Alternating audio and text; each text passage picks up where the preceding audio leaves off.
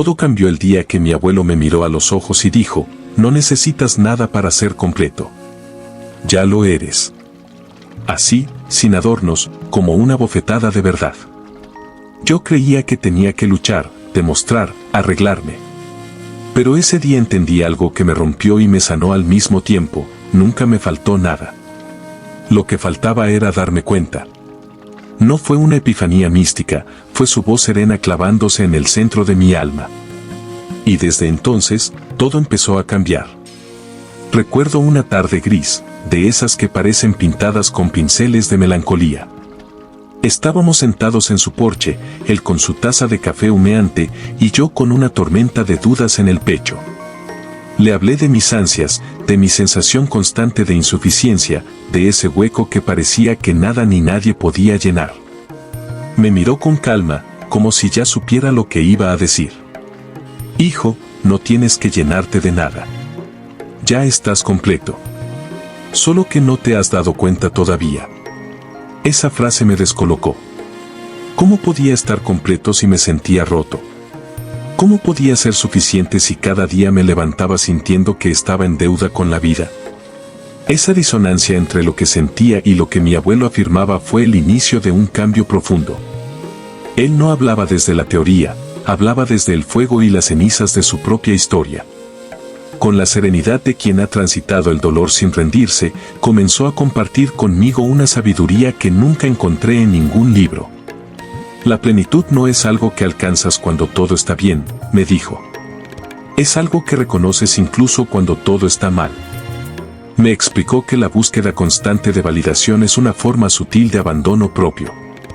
Que cada vez que ponemos nuestra valía en manos ajenas, ya sea en un elogio, en un logro o en una relación, cedemos el poder de saber quiénes somos. No puedes construir identidad con cosas que pueden desaparecer. Su convicción era clara: la verdadera plenitud se halla en la autoaceptación radical. No en la resignación, sino en la integración. Integrar nuestras partes rotas, nuestras contradicciones, nuestras sombras. No estás roto, me repetía. Estás dividido. Y tu tarea es volver a ti. Me enseñó que el amor propio no es una meta, es una práctica diaria.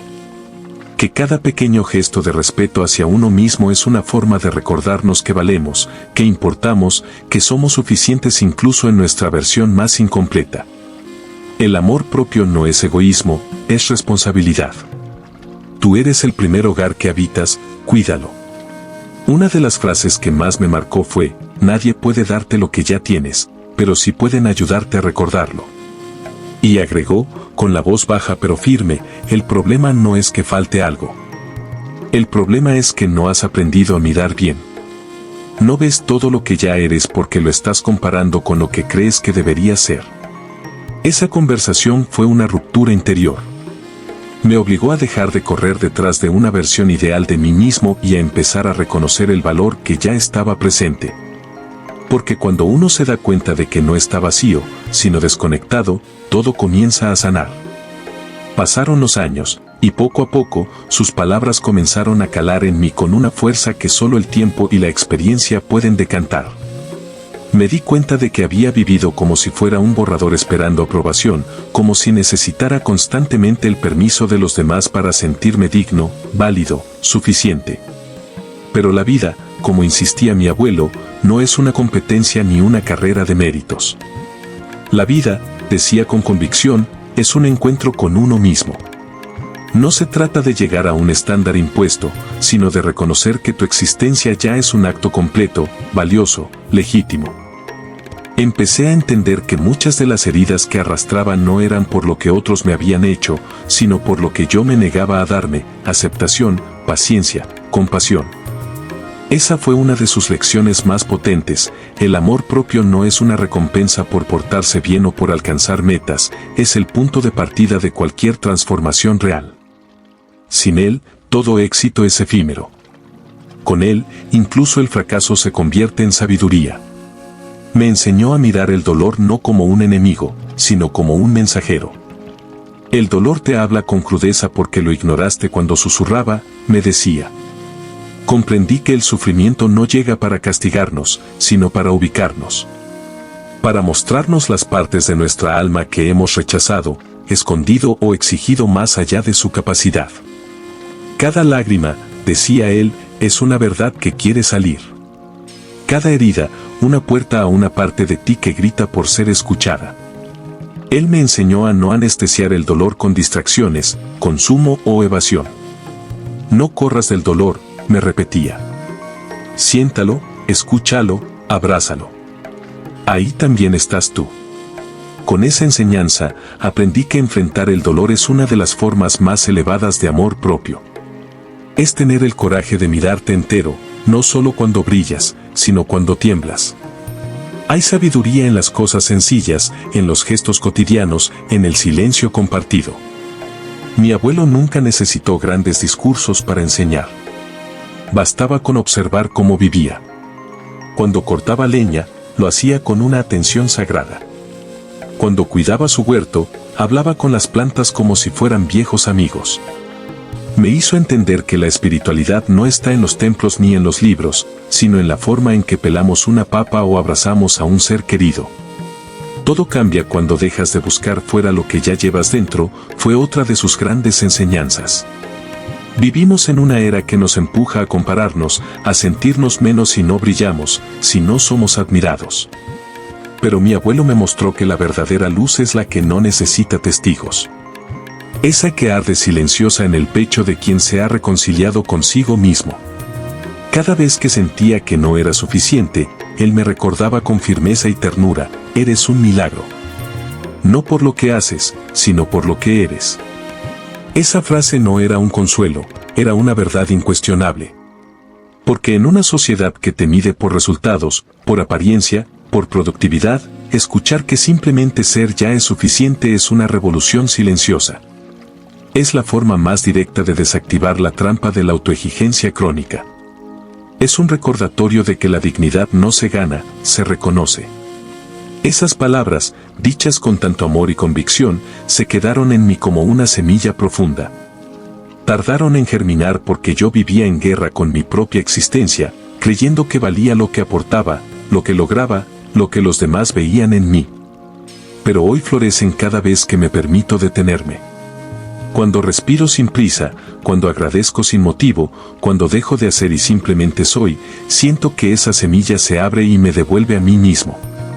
Las técnicas que me compartió no estaban diseñadas para producir resultados inmediatos. Eran rituales de reconexión, estrategias simples pero profundas para recordarme que lo esencial no necesita demostración. Me enseñó a sentarme en silencio cada mañana, no para meditar como disciplina, sino para escuchar la vida.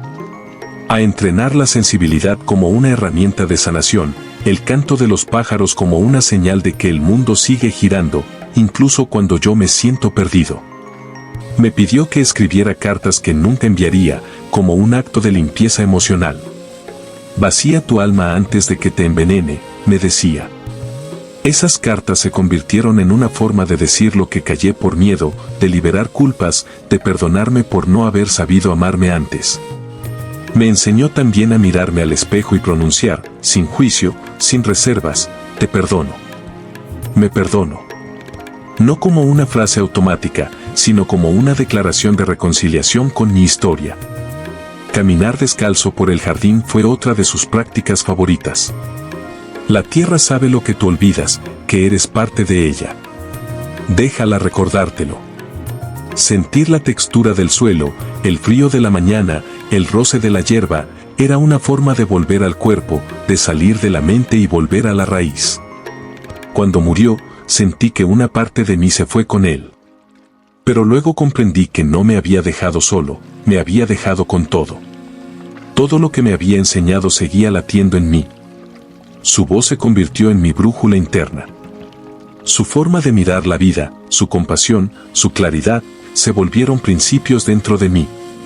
Y cada vez que dudo, cada vez que me siento insuficiente o que me olvido de quién soy, lo escucho decir con esa paz que siempre tuvo, estás completo. No necesitas ser más, solo recordarlo. Y esa es la verdad más profunda que he conocido, que ya somos todo lo que necesitamos ser. Que la búsqueda termina cuando dejamos de huir de nosotros mismos. que la paz no llega cuando alcanzamos algo, sino cuando dejamos de resistirnos a lo que ya es. Una de sus últimas frases, cuando ya su cuerpo no respondía pero su alma seguía encendida, fue: el amor no es algo que se encuentra. Es lo que queda cuando todo lo demás desaparece. Y esa frase, dicha con la voz quebrada y los ojos brillantes, me hizo entender que el amor es nuestra esencia. Que cuando dejamos de buscar y empezamos a habitar, todo cambia. Desde entonces, vivo con otra mirada. No porque todo esté resuelto, sino porque he aprendido a caminar con mis vacíos sin sentirme incompleto. Porque he hecho las paces con mis imperfecciones. Porque, como decía mi abuelo, la vida no es para ser comprendida, sino abrazada. Hoy quiero compartirte esto, no como una lección más, sino como una confesión del alma: ya estás completo. No necesitas ser mejor, ni más fuerte, ni más amado. Solo necesitas verte con los ojos con los que te miraría alguien que te ama de verdad. Tal vez como te miraría un abuelo, con ternura, con paciencia, con esa certeza de que en ti ya está todo lo que importa. Y si alguna vez dudas, recuerda esta frase que guardo como un tesoro en el corazón: no eres una obra en construcción, eres una obra de arte que ha olvidado su belleza.